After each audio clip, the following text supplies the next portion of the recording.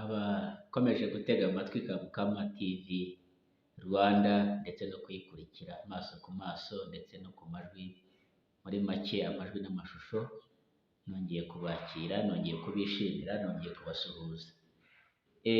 Nabagejejeho ibintu 20 biranga umukobwa wavamo umugore mwiza.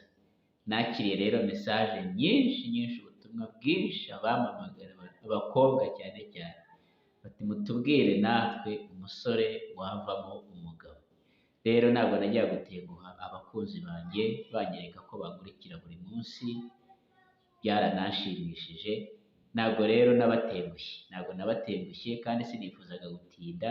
Uyu munsi mbazaniye ibindi 20 biranga umusore wazavamo umugabo.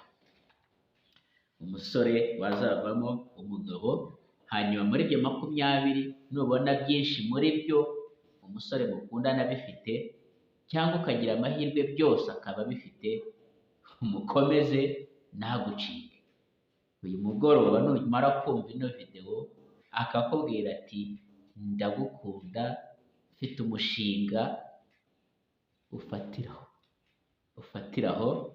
Rero niba ari wowe ufite telefoni wenyine, ongeza volume n'abandi bakobwa mwicaranye hafi aho bumve kino kiganiro kuko kiraza kubafasha. Reka dutangire rero, dutangire ingingo 20 uzareba neza ko umusore azujuje cyangwa afite nyinshi muri zo byatuma azakubera umugabo mwiza. Ikintu cya mbere tugiye guheraho ni umusore utuma useka. Umusore utuma useka. Hari umukobwa twigeze kuganira arambwira ati nkundana n'umusore, ariko iyo turi kumwe numva afite ubwoba. Iyo turi kumwe numva afite ubwoba butangaje. Yewe we, ntabwo tujya duseka, ntabwo tujya tumwenyura, avuga agera ku ngingo. None se uri mu rukiko? Oya. Umusore mwiza uzaba umugabo mwiza ni wa musore muganira, mugaseka, mugakirigitana, mugaterana amakesi, mugakubitana ishyi, mugakubitana ingumi. Ni ukuvuga ngo uwo nguwo naba n'umugabo wawe, ubundi muzakomeza muganire. Ariko niba uyu munsi wa none ari wa musore ukubwira ngo iyo abonye akanya gato abagira ngo aze mugere ku ngingo, oya, ntabwo azakubera umugabo mwiza. Rero wa musore mutembagara, mugakirigitana, mugaseka, mugakubitana ishyi n'imigeri, uwo nguwo niba umufite mukomeze, ni umusore mwiza uzaba umugabo mwiza. Ingingo ya kabiri ni umusore ugufasha mu mirimo yo mu rugo. Bishobora kutumvikana neza ngo ubwo se ubundi yayifasha ryari? Uyu munsi wa none abasore barangiza amashuri cyangwa n'abandi bari mu kazi gatandukanye baribana, abakobwa bakabasura, kimwe n'uko umusore yasura umukobwa haba muri ghetto ye kubera akazi. Ariko aho mwahurira ariho hose, umusore uzagufasha imirimo yo mu rugo kugira ngo mugire aho mujya byihuse, kugira ngo se muze kuganira, kugira ngo se murebe umupira, kugira ngo se murebe filime, kugira ngo se musohoke mudakererewe, mugatangira gufatanya uturimo two mu rugo. Waba urimo guteka akaba arimo arakata ishu, waba urimo koza ibyombo akaba arabihanagura. Ibyo ni ibintu bisanzwe, ntabwo bigukuraho kuri umugabo. Nta nubwo umusore ubikora bimukuraho ko yaba umugabo, ahubwo niwe mugabo nyakuri. Kuvuga ngo umugabo ushobora kugufasha uturimo two mu rugo ni ikimenyetso cy'uko nimunabana nk'umugabo n'umugore azajya agufasha bene utwo turimo. Niba umufite mukomereho, ni umusore mwiza. Dukomeze. Ese kugera aho ngaho umusore wawe urabona ukimufite? Reka turebe indi ngingo. Umusore w'umukozi ufite imishinga. Niba ufite umusore mukundana akaba ari umukozi, akaba ahora akwereka imishinga ashaka kugeraho, kandi ukabona aharanira kuyitangira, ndetse no wayitangiye ashaka kuyigeraho, utarayitangira ashaka kuyitangira, akwereka steps agezemo, intambwe agezemo mu kugera kuri uwo mushinga, uwo musore uzamukomeze. Ntabwo wari ufite amafaranga, ntabwo niba kuvuga ngo umusore ufite amafaranga, oya, ashaka ko afite amafaranga y'umuryango, ashaka ko afite amafaranga y'ababyeyi. ayo ngayo ntabwo ari cyo tuvuga. Nimumara kubana ababyeyi bazamwihorera kuko azaba agize urugo rwe, ariko umusore ufite umushinga ye, umukozi, make yaba afite yose, ariko akahorana ibitekerezo byo gukora, akahorana ibitekerezo byo gushora, uwo musore ni Imana. Uwo musore ni Imana. Mukomeze inshuti yanjye. Ikindi gishobora kuba gitangaje, umusore ukunda abana.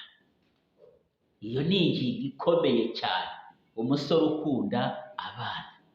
Utese ko n'abana nzamubwirwa n'iki? Oya, dufate urugero, niba uri mu gipangu ahantu muturanye n'umuryango ufite abana, umusore akaza kubasura, akana kajya kumugera hakitaza, uwo musore uzamwitondere. Ni wa musore umunsi wabaye umugore we, mukaba muri aho ngaho, umwana akitumaho ashaka no gusibwa kwita urushyi, adashobora kuba yagufasha no gutunganya umwana uramutse ufite ibindi urimo byihutirwa. Ni ukuvuga ngo umusore muri cya gihe yagusanze mu rugo, agusanze mu gipangu, umusuye iwabo, ntabwo wabona ahantu ubonera ko akunda abana. Umusore rero ukunda abana, navuga ngo nawe azakunda abana ndetse kurushaho kuko arabe. Hari n'abagabo akaba yatanga byose, akavuga ati umwana arashaka, ariko umwana aza kumwegera utanyanduza, gira. Ugasanga abana ntibamukunda, abana ntibamwishimira. Ariko umusore wawe niba akunda abana, yaba yinjiye mu gipangu aho utuye, yahita akubitana n'akana, akaba aragahagatiye, akaba akajya yibuka, yazagusura akibuka ko uturanye n'abana cyangwa ubana nabo, akazana za biswi, akazana za bombo. Uwo musore uzamukomeze. Uretse no gukunda abana, rega iyo umuntu akunda abana aba afite umutima mwiza, aba agira umutima mwiza, aba agira umutima mwiza. Ikindi navuga ni umusore ubona ibyawe byose ari byiza. Ntabwo agukunda kuko wisize bya bintu byo ku munwa, wapfumuye amatwi, wogoshe oya, igihe cyose aragukunda.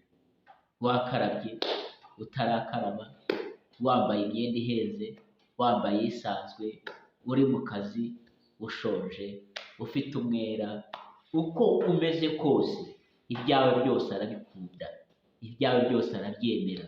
Ni wa musore ashobora kuza avuga ati sha wasanze hano mu mujyi nkagira uko tuganira ugatangira, rega ntabwo nsutse umusatsi wanjye ntabwo umeze, akakubwira ati oya, yewe ndakuzura mwiza, ngwino uko umeze kose. Kandi wahagera utitaye uko umusatsi umeze, ukabona arakwishimira, agukunze, akunda ibyawe byose. Uwo musore ntuzamuveho, uzamukomeze. Sibyo se? Turi kumwe se? Turi kumwe? Aho ngeze aho turajyana. Reka dukomeze turebe ikindi. Umusore ukunda abantu, buriya twari tuvuze abana, birumvikana neza umuntu ukunda abana akunda n'abantu. Ariko noneho hari n'udakunda n'abantu muri rusange, akaba akwereka ngo ntabwo akunda abantu, ntiyita ku bantu, ashobora guca ku bantu ntanabasuhuze, ukabona muri we nta kinyabupfura agira, ntakunda abantu, ntiyegereza abantu, nta nshuti agira, ni nyamwigendaho. Uwo musore uzamutinye cyane, uzamutinye cyane. Ikindi twavuga ni umusore utanga, umusore ugira ubuntu. Igihe cyose mukundanye, ukaba utarumva yahaye mushiki we, ukaba utarumva yahaye murumuna wawe, ukaba utarumva kiri cyo yageneye ababyeyi, ukaba utarumva hari uwamwigurijeho amafaranga, ukaba utarumva hari yaguriye cyangwa ari mu itsinda ry'abantu baguriranye, aya umusore utagira ubuntu, biba biri no mu mutima we, ntabwo ari mwiza, nawe wamwirinda. Yego. Indi ngingo, umusore wumvikana n'ab'iwanyu. Niba murimo mu gukundana, ukaba waramweretse basaza bawe, ukaba waramweretse barumuna bawe, ukaba waramweretse imiryango yawe, ukaba waramweretse inshuti zawe, ariko ugasanga ntabwo yigeze abagira inshuti, nta n'uwigeze agirira igishyika cyo kwaka nimero ya telefoni, nta n'uwajya avugisha, ni wowe wenyine. Uwo musore uzamwirinde, kuko nimumara gushakana azakubwira ati sinshaka ab'iwanyu hano, ni ibyago kandi usanga umugabo udashaka abantu iwawe aragatsindwa. Ariko umuntu wishimira imiryango yawe, akishimira inshuti zawe, akishimira abantu bawe, uwo musore niba umufite, uyu mugoroba mubwira uti cya gisubizo ndagifite, nanjye ndemeye. Reka tubivuge gahoro twongorerane. Niba hari icyo yakubwiye ukaba waragitegereje ariko akaba afite ibyo maze kuvuga, uze kumutelefona umubwire ngo sheri, ndumva ijwi rimbwira ngo nemere. Gakeya dukomeze ku zindi ngingo wasuzumiraho ko umusore mukundana koko yaba umugabo. Ikindi ni umusore ukuze mu mutwe. Niba mukundana akwiye kuba ari umusore ukuze mu mutwe. Kandi ashaka kuvuga iki? Akaba atari wa musore ukubwira ngo uze ngo arongo nagira ngo uze kuva iwanyu duhurire hahandi hepfo inyuma y'igihuru, mu byatsi, mu gashyamba, mu bisheke, mwaba muri kumwe ahantu, abwira ati sebwo wasomye muri mu muhanda.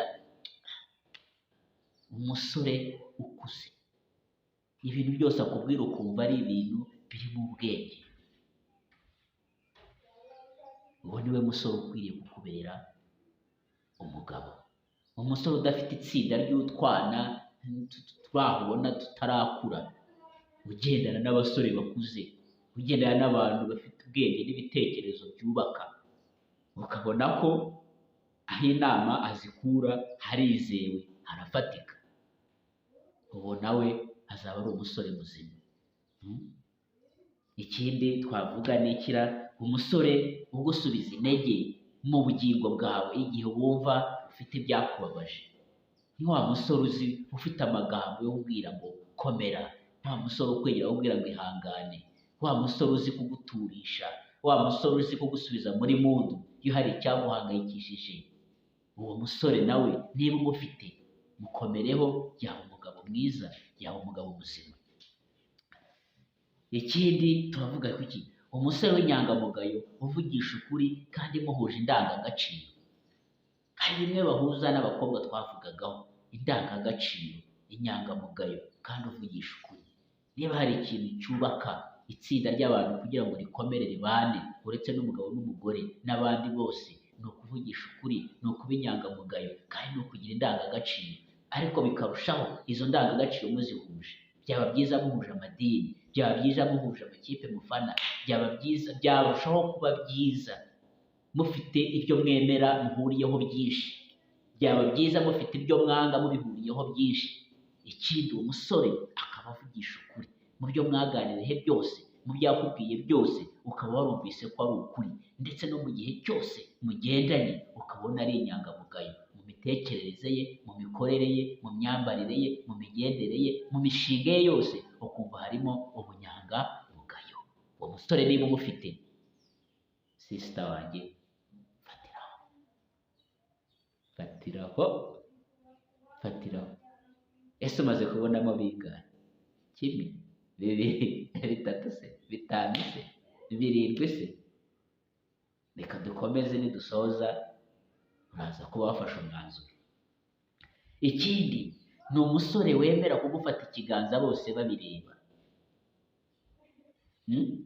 Uzi ibyago bikomeye gukundana n'umusore ariko mwaba mugiye nko kujya ahantu kunywa agafanta cyangwa abwira ati reka mbanze ngende urasangayo, cyangwa se banze ugende ngewe ndagusangayo. Mwitondere, ashaka kuba afite izindi ntego. Ariko wa musore musohokamo, mugasohoka mu nzu rwose mugakinga, akagufata ikiganza, mugaca mu gipangu mu baturanyi, mugaca ku muhanda, mukinjira ahantu muri alimentation, mukagura ibyo mugura, ugapfumbata envelope, agapfumbata indi, akagufata ikiganza, mukurira imodoka, muri gare, ahantu hose mwahana gahunda yo kujya gusengera ahantu hamwe, mugafatana ikiganza mukinjira mu materaniro. Uwo musore niba umufite, mukomereho. Ariko niba ufite umusore ukubwira ngo genda ndagusangayo, genda ndagusanga imbere, injiramo ndaza nyuma, kandi mwakwicara mwaza no mu modoka akicara inyuma ukicara imbere ngo turaza kuvugana tugezeyo, uwo musore umwitondere, uwo musore umwitondere nawe. Ikindi navuga mfite ibintu byinshi kandi byose byiza. Ni igihe ki ni umusore udatinya ko kwerekana mu nshuti ze. Bishobora kuba bisa n'ibihura n'ibyo twari tuvuze by'ikiganza, ariko arushaho gufata ikiganza, yagera mu nshuti ze, yagera mu bavandimwe, akavuga ati uyu mukobwa ni inshuti yanjye cyane, turaziranye cyane, ni inshuti magara cyangwa ni inshuti yihariye, ariko agatinya kuvuga ijambo nyamukuru cyangwa kuba specific ngo avuge ngo uyu ni umufiyanse wanjye, uyu ni igikundiro cyanjye, uyu ni ikibasumba cyanjye. Wa musore uzagufata akakugeza mu nshuti akavuga ati uyu mureba, mujye mumwubaha aho muzamusanga, mwumve ko ari jye mubonye. Uwo musore mukomeze inshuti yanjye. Turacyari kuri Kamukama TV Rwanda, turimo turavuga ku bintu 20 biranga umusore wavamo umugabo muzima. Nkababwira abakobwa, niba afite ibyo ngibyo cyangwa afite byinshi muri byo, atagucika, utarangara, ukaba ufite imyaka 21 yo gusezerana, fatiraho, komeza. Ikindi ni iki? Umusore udakomeza kuvugana n'umukobwa cyangwa n'abakobwa bahoze bari inshuti mbere. Niba warahuye n'umusore mugakundana, ukaza kumenya amakuru ko yari afite abandi imbere yawe, ariko akaba akomeza kubavugisha, kubwira ngo erega arabizi ko ngufite kandi twaratandukanye, arabizi ko ngufite, arabizi ko twarekanye. Oya, ntabwo ari byo. Ahubwo agomba gukatinga, gukuraho communication yari afitanye n'abo bakobwa cyangwa n'uwo mukobwa bakundanaga mbere, kugira ngo akurememo icyizere ko ari wowe noneho uri mu mishinga ye. Ariko umusore uzakubwira ngo ni we nkunda, ariko wa muntu ndacyamuvugisha, oya, uwo musore ntabwo yaba umugabo mwiza. Mureke. Ikindi ni ikiraro, umusore wubaha abagore cyangwa abakobwa. Ibi ngibi ugiye kubitekerezaho uvuga niba bubaha ubwo se kandi yagombaga kubaha ngewe. Icyo ndimo kuvuga, niba ubaha abandi bagore, nawe azakubaha nk'umugore. Niba ubaha abandi bakobwa, nawe azakubaha nk'umukobwa. Nimugendana, yicaye ukabona haje umudamu utwite, agahita ahaguruka ngo umudamu yicare, nawe umunsi uzaba utwite azakubaha ndetse kurushaho. Ni wa musore, dufata urugero, sinzi uko bigenze, amenye ko umukobwa agize ikibazo, yenda agiye mu mihango bimutunguye, ukabona mu ibanga arirukansagiza ubufasha amuhereza. Uwo musore mukomeze, kuko nawe azakurwanaho ndetse kurushaho. Nabyumva. Niba muri ku murongo w'imodoka wa bisi, akabona umumama, akabona umukobwa, akumva yamuha akanya, uwo musore uzamukomeze, azubaha umugore we bikomeye cyane. Ikindi ni ikiraro, dukomeze. Umusore wubaha abagore n'abakobwa twabivuze. Noneho umusore ubasha gusaba imbabazi. Ubundi kamere y'abagabo gusaba imbabazi birabagora, birabavuna. Ariko nugira amahirwe ukaba ufite umusore usaba imbabazi iyo yagukoshereje, ukabona aciye bugufa gusaba imbabazi, uwo musore nagucike, fatiraho, mukomeze, fatiraho rwose, nagucike. Ikindi, umusore ugushyira mu mwanya wa mbere mu bintu byose, uri uwa mbere mu gahunda ze, uri uwa mbere mu mishinga ye, uri uwa mbere mu gitondo kare, uri uwa mbere ku manywa, uri uwa mbere agiye kuryama, uri uwa mbere mu bintu byose, uri uwa mbere kuri we. Uwo musore ntazagucike. Hasigayeho ibintu 3, tumaze kuvuga 17. Nibura uwawe afitemo 13, komeza. Niba arengeje 13, ahubwo tabara, andika message uti nene. Ariko niba ari muri 5, 6 ibindi urimo ushidikanya, fata akanya wongere ubwigeho. Icya 18 rero, umusore ukwitaho, wawe uguhungabana iyo ufite ikibazo. Niba ufite umusore ukwitaho, wamubwira ko ufite ikibazo ukabona yahungabanye, ukabona ibintu byose yabuze amahoro kugeza ibibazo byawe bikemutse. Wa wundi ubwira ko urwaye akahamagara akashakisha uburyo bwose wajya kwa muganga cyangwa wabona imiti cyangwa yakugeraho. Wa musore ubwira ko iwanyu mwagize ibyago ukabona atabaye nk'aho ari iwabo babigize. Uwo musore ntazagucike pe. Icya 19, umusore ugusubiza iyo umwandikira, ukwitaba iyo aguhamagaye.